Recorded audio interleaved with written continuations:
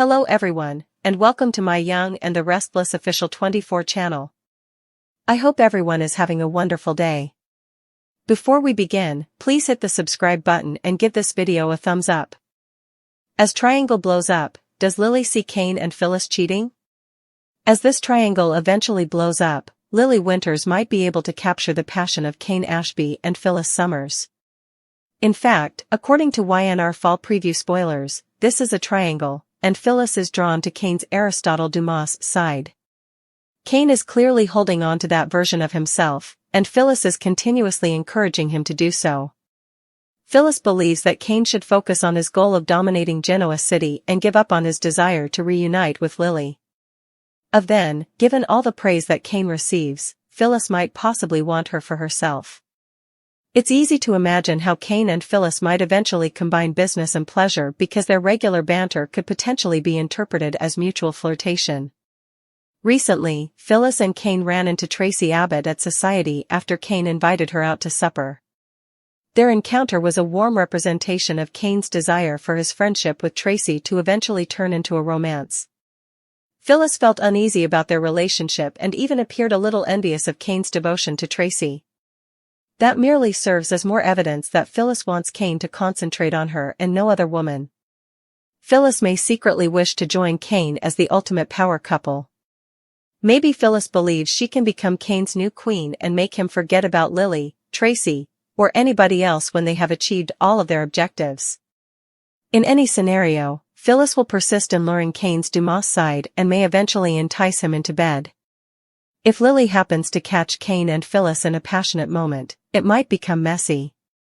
Lily would be completely turned off by the mere sight of Phyllis and Kane sharing a kiss, but it would be even more repulsive to see a naked passionate moment. Is Phyllis about to cause Kane and Lily another setback? She has a way of making things difficult for them.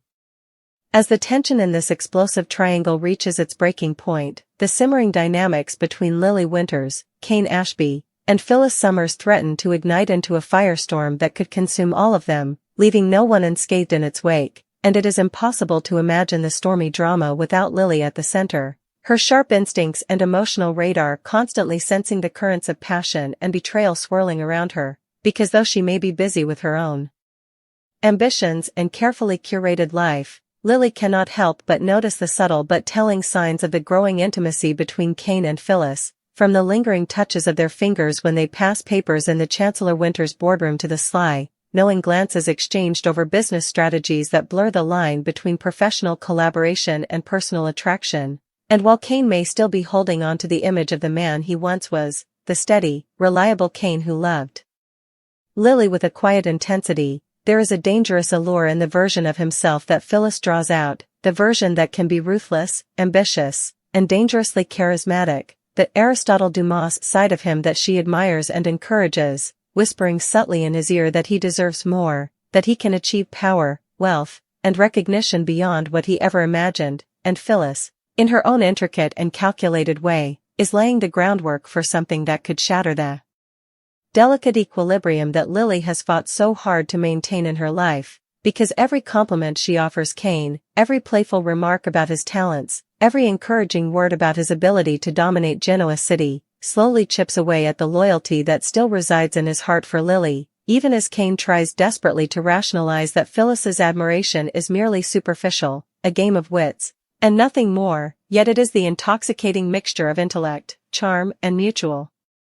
ambition that draws them together, a gravitational pull that Lily cannot ignore, particularly because she senses, with the piercing clarity only a person who truly loves another can possess, that Kane's eyes linger a little too long when he looks at Phyllis, that his laughter carries an unusual warmth when Phyllis is nearby, and that the very energy between them seems to shift the air itself, making conversations feel charged and laden with unspoken possibility, and it is in these moments that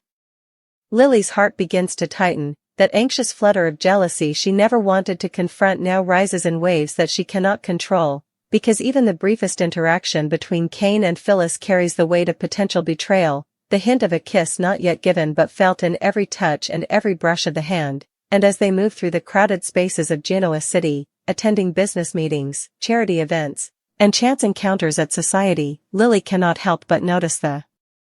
Subtle signals, the way Phyllis positions herself closer to Kane than necessary, the playful teasing that skirts dangerously close to flirtation, the unspoken challenge in her eyes that says she is fully aware of the effect she has on him, and Lily feels a cold knot of dread in her stomach, imagining the worst, fearing that she might one day walk into a room and witness Kane and Phyllis entwined in a moment too intimate to ignore, a moment that would leave her reeling, heartbroken, and questioning everything she thought she knew about loyalty, trust, and love, because despite all of Kane's assurances and their shared history, the raw chemistry between him and Phyllis is undeniable, magnetic in a way that defies logic and moral boundaries, and Phyllis, ever the strategist, senses Lily's unspoken fear and may even derive a subtle satisfaction from it, knowing that each step she takes closer to Kane places Lily on the defensive, forces her to question herself and the strength of her bond, and yet Lily, strong, resilient, and determined,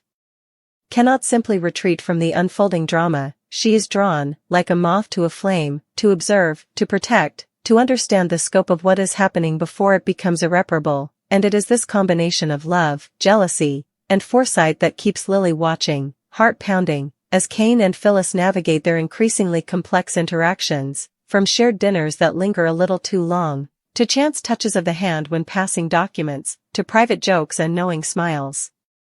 that leave Lily's mind spinning, imagining the possibilities, fearing the inevitable, and desperately hoping that the Kane she loves, the man who has always stood by her, supported her dreams, and shared her triumphs and tragedies, will resist the dangerous pull of Phyllis Summers, yet knowing deep down that temptation is relentless, and when Phyllis whispers encouragement, when she subtly manipulates conversations to draw Kane's ambition to the forefront, when she reminds him of his potential to dominate not just the business world but the very heart of Genoa city itself, Lily realizes with a sickening sense of clarity that the triangle is approaching its explosive climax, that the collision of desire, power, and loyalty is imminent, and she must decide whether to confront Kane and Phyllis head-on, risking scandal and emotional devastation, or to watch silently as their flirtation escalates, knowing that one day, the walls of secrecy will crumble, and she may walk into a scene she has dreaded for weeks, a scene where Kane and Phyllis are no longer merely exchanging glances or sharing professional closeness, but are caught in a raw, unfiltered moment of passion that strips away any illusions of restraint, where lips meet in a kiss that sets fire to everything Lily thought she could control, where hands that once shook in business etiquette now explore the contours of desire with reckless abandon, and as this vision unfolds in her mind, Lily feels the sharp sting of betrayal. A mixture of anger, hurt, and the painful realization that love is often powerless against the seductive allure of ambition and lust, and yet, even in the midst of this emotional upheaval, she knows she must act, because passivity is not her nature, and whether it means confronting Kane about his wavering heart, standing up to Phyllis's calculated maneuvers, or finding a way to reclaim the man she loves from the grip of temptation, Lily understands that this triangle is not merely a fleeting drama but a turning point, one that will define relationships, loyalties, and the fragile balance of hearts in Genoa city, and so she braces herself for the confrontation she both fears and knows is inevitable, her mind racing through every scenario, every possible outcome, from Kane's remorse and return to her side, to Phyllis achieving her long-sought dominance over his affections, to the messy, heart-wrenching possibility that what Lily witnesses might be too damaging to forgive, and as she steels herself, aware of the emotional battlefield that awaits, she cannot help but feel the weight of destiny pressing down upon her, the realization that in a city defined by power, ambition, and passion, the purest love must often fight against the most intoxicating temptations, that the line between loyalty and betrayal is razor-thin, and that as this triangle finally explodes, the consequences will be felt not just in the heart of Lily Winters, but across every corner of Genoa city, leaving no one untouched by the fallout of desire, ambition, and the dangerous games that people play when hearts are at stake. And as Lily steps closer, peering into the scene she has dreaded, the air itself seems charged with the electricity of betrayal, the magnetic pull between Kane and Phyllis threatening to ignite in a blaze that could consume everything in its path, leaving Lily with nothing but the raw, painful truth of love tested by temptation, and the haunting knowledge that sometimes, even the strongest heart must watch helplessly as passion unfolds before their eyes, questioning everything they ever believed about trust, fidelity, and the power of desire. As Lily's anxiety simmers and builds, she finds herself replaying every interaction between Kane and Phyllis in her mind, examining them for signs that she cannot fully unsee, analyzing every tilt of Kane's head when he laughs at something Phyllis says, every moment of hesitation in his responses when she brings up their shared past, and every subtle glance that lingers far longer than friendship would permit. And it is in these moments that Lily feels her pulse quicken, a mix of fear, anticipation, and heartbreak intertwining to create a storm she cannot calm, because even as Kane tries to maintain composure, even as he tells himself that Phyllis's encouragement is nothing more than professional admiration or harmless flirtation, there is an undeniable undercurrent between them, a current of desire and chemistry that seems to flow with every word, every laugh, every brush of the hand, and Lily, with her finely tuned emotional intelligence, senses it all, the invisible threads connecting them, vibrating in the air like a tense melody that only she can hear, and the more she observes, the more she realizes that Phyllis is not simply drawn to Kane's professional side or the strength he exhibits in his business dealings, but to the very essence of his ambition, his cunning, his ability to command a room and bend situations to his will, the very qualities that once made Lily fall in love with him, and yet now feel dangerous in Phyllis's hands because they are being wielded not to create something shared and nurturing, but to seduce, to tempt, to unravel the fabric of a relationship that has been carefully woven over time, and in watching them, Lily feels the slow burn of jealousy, an almost physical ache that spreads through her chest, tightening with every moment she sees Kane laugh at a joke she does not understand, a joke that seems private, intimate, meant only for the two of them, as if a secret has been whispered in a language only they understand, and every time Kane leans in slightly closer than necessary, or Phyllis tilts her head to meet his gaze, Lily's stomach drops, the fear of what might come next twisting her thoughts into a spiral she cannot escape, because deep down, she knows that once physical intimacy enters the equation, once desire outweighs reason, the consequences will be irreversible, and Lily is painfully aware that in Genoa City, secrets have a way of surfacing at the worst possible moment, that betrayals are rarely contained, and that the fallout from a single passionate act can ripple outward to affect everyone involved, leaving emotional devastation in its wake, and so, despite the fear, despite the ache in her heart, Lily cannot look away, she is drawn to observe, to understand, to anticipate what might happen, as if by knowing in advance she can somehow prepare herself for the inevitable pain, the heartbreak that seems written in the very air around Kane and Phyllis, whose chemistry grows bolder with every encounter, every business meeting that stretches into dinner, every shared laugh that lingers far too long, and Phyllis, perceptive and relentless, is aware of Lily's presence, the tension she carries, even if Lily is hidden in plain sight, observing from a distance, because Phyllis thrives on the power she holds, on the knowledge that she can disrupt the calm and orderly world Lily has tried so hard to create, and in doing so, she becomes even more dangerous, more alluring, more irresistible to Kane, whose own internal struggle intensifies with each passing day, caught between loyalty to the woman he has always loved and the intoxicating pull of Phyllis's encouragement, the promise of power, excitement, and a version of himself that he rarely allows to surface, and as Lily watches, she begins to imagine the scenarios that frighten her the most, the private dinners that end with lingering touches, the late-night strategy sessions that evolve into shared confidences and whispers, the casual brushes of fingers across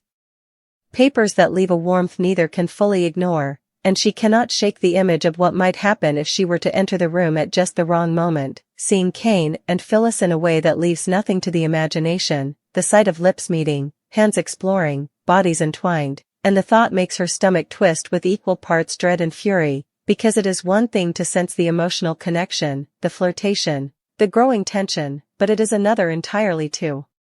witness it in full, raw expression, to see a betrayal so tangible, so complete, that it leaves no room for denial, and Lily knows that if she sees them like that, it will change everything, her perception of Kane, her trust in him, and her understanding of Phyllis, whose motives are becoming increasingly difficult to parse, as every action seems layered with meaning, both professional and personal, and yet, even as Lily fears what she might witness, there is a part of her that cannot stop